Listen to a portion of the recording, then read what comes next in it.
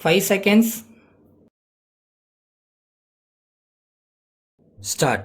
மாண்புமிகு தலைவர் அவர்களே, நிதியமைச்சர் அவர்கள் அளித்திருக்கிற வரவு செலவு திட்டத்தை நான் வரவேற்கிறேன். அவர்கள் அதை நன்றாக சரியான முறையில் தயாரித்திருக்கிறார்கள்.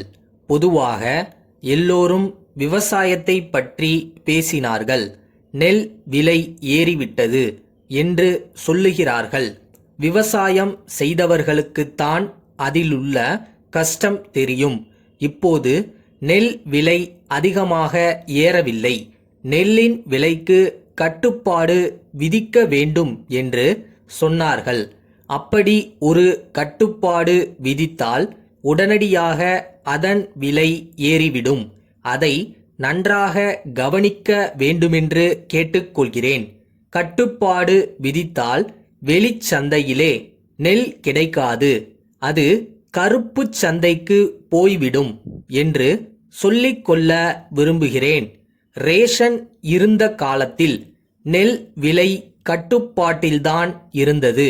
அப்போது நெல்லை அதிக விலையிலேதான் விற்று வந்தார்கள். ஆகவே கட்டுப்பாடு இருந்தால்தான் விலை அதிகமாக ஏறும். கட்டுப்பாடு என்றால் நெல் விலை கட்டுப்பாடு மட்டும் இருந்தால் போதாது. விவசாயத்திற்கு தேவைப்படும் கருவிகள், ரசாயன உரங்கள் போன்றவற்றுக்கும் விலை கட்டுப்பாடு இருக்க வேண்டும். எத்தனையோ கூட்டுறவு சங்கங்கள் ஏற்படுத்தி இருக்கிறார்கள். ஆனால் சரியான முறையில் பொருள்களை கொடுப்பதில்லை. இதையெல்லாம் அரசு சரியாக கவனிக்க வேண்டும். நல்ல உணவுப் பொருள்கள் உற்பத்தி செய்ய இப்பொழுது ரசாயன உரம் கிடைப்பதில்லை.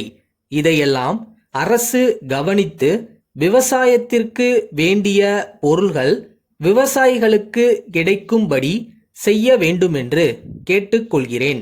அடுத்து, அரசு பூச்சி மருந்து கொடுக்கிறார்கள். அப்படி கொடுக்கும்போது 2 ஏக்கருக்கு உட்பட்டு நிலம் வைத்துக்கொண்டு இருப்பவர்களுக்கு அந்த மருந்தை இலவசமாக கொடுத்தால் நலமாக இருக்குமென்று நான் கருதுகிறேன். இந்த மருந்து விவசாயிகள் பயிர் செய்யும் காலத்தில் கிடைப்பதில்லை. மேலும் இது எப்பொழுதும் இருப்பில் இருக்கும்படி பார்த்து கொள்ள வேண்டும். அப்படி செய்தால்தான் விவசாயிகளுக்கு காலாகாலத்தில் மருந்து கிடைக்க ஏதுவாக இருக்கும்.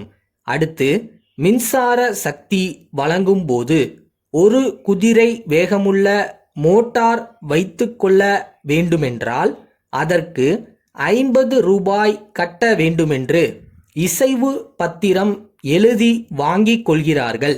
அப்படி வாங்கி கொண்டாலும் உடனடியாக மின்சாரம் கொடுக்கப்படாமல் 4-5 மாதம் கடந்து விடுகிறது. பயிரிடுவதற்கு மின்சாரம் மிகவும் தேவையாகிறது. அப்படி தேவையான முக்கிய காலங்களில் மின்சாரம் தராமல் நிறுத்தி விடுகிறார்கள். ஆனால் முன்னதாகவே பணம் கட்டிவிட வேண்டுமென்று சொல்லுகிறார்கள். இதை உடனடியாக கவனித்து மின்சார வசதியை காலாகாலத்தில் செய்து கொடுத்தால் விவசாயம் நல்ல முறையில் நடக்கும். இன்றும் சில இடங்களில் மின்சார வசதி இல்லாமல் இருக்கிறது. அங்கெல்லாம் மின்சாரம் உடனடியாக கிடைக்க ஏற்பாடு செய்ய வேண்டுமென்று கேட்டுக்கொள்கிறேன். கடைசியாக, மாடு வாங்குவதற்கோ வீடு கட்டிக்கொள்வதற்கோ கடன் தேவையெனில் பல துறைகளுக்கு போக வேண்டியிருப்பதால் காலதாமதம் ஏற்படுகிறது. இதை தவிர்க்க ஏற்பாடு செய்ய வேண்டும். மதுரை முருகன் கூட்டமைப்பிலிருந்து சென்னை திருவாளர்கள் ஏழுமலை கூட்டமைப்பிற்கு எழுதும் கடிதம். அன்புடையீர், கொஞ்ச காலத்திற்கு முன்பு நாங்கள் ஒரு கடிதம் எழுதியிருந்தது நினைவு இருக்கும் என்று நம்புகிறோம். அப்போது சில பொருள்கள் குறித்து உங்களுடைய விலை மதிப்பை கேட்டிருந்தோம். ஆனால் அப்போது நீங்கள் இருந்த நிலைமையில் அந்த வாய்ப்பை பயன்படுத்தி கொள்ள முடியவில்லை. என்று தெரிவித்திருந்தீர்கள். அதே நேரத்தில் அடுத்த சந்தர்ப்பத்தில் வாய்ப்பு அளிக்கும்படி சொல்லியிருந்தீர்கள். தற்போது நாங்கள் ஒரு வாடிக்கையாளரோடு ஒரு பெரிய ஒப்பந்த வேலையை ஏற்றுக்கொண்டுள்ளோம். அதை முடிப்பதற்கு சில முக்கியமான பொருள்கள் தேவைப்படுகின்றன. உங்களை போன்றவர்களுடைய ஒத்துழைப்பை கொண்டு அப்பணியை வெற்றிகரமாக முடித்து விடலாம் என்று நினைக்கிறோம். உங்களுடைய நிலைமை முன்பு இருந்ததை விட மிகவும் சீரடைந்திருப்பது தெரிய வந்துள்ளது. எனவே இத்துடன் இணைக்கப்பட்டிருக்கும் பட்டியலில் கண்டுள்ள பொருள்களுக்கு தங்களுடைய விலை மதிப்பை அனுப்பி வைக்குமாறு கேட்டுக்கொள்கிறோம். தங்களுடைய பதிலினை விரைவில் எதிர்பார்க்கிறோம். நம்முடைய பழைய தொடர்பை புதுப்பித்து கொள்ள முடியும் என்று நம்புகிறோம். தங்கள் நம்பிக்கையுள்ள